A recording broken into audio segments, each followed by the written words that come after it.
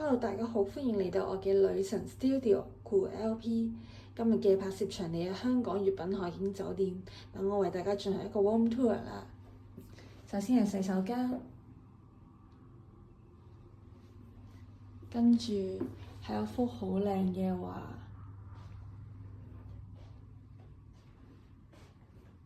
兩張單人床，同埋好靚嘅無敵大海景啊！俾大家睇一睇先。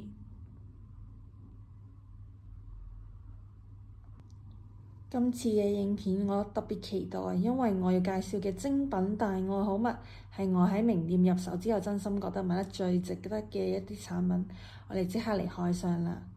首先就係 Burberry 嘅唇膏，俾大家睇下 detail 先。係啦，就係咁啦。跟住之後，我要為大家介紹嘅係咩產品呢？冇錯，就係 LV 啦。咁 LV 裏面，我有啲比較喜歡嘅 product 咧，就係耳環，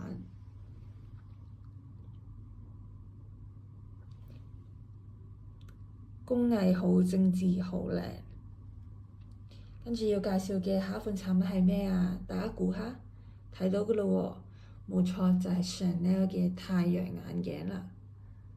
佢嘅鏡片做咗漸變色。跟住之後，我要為大家介紹嘅係咩啊？再估下，冇錯，係啦，大家都有見到啦，就係 Gucci。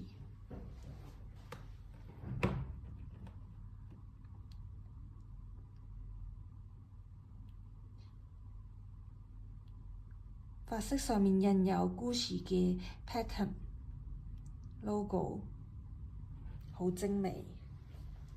跟住之後就俾大家睇下呢個無敵大海景啦。好啦，呢個就係我近期最愛嘅精品好物啦。你哋睇完有冇被吸引啊？定係你哋心目中都有一啲精品係買咗絕唔後悔？快啲喺下面留言話俾我知啦，等我哋一齊交流下。如果鍾意呢段影片嘅，記得幫我按讚、訂閱、開啟小鈴鐺。我哋下條片再見啦，拜拜。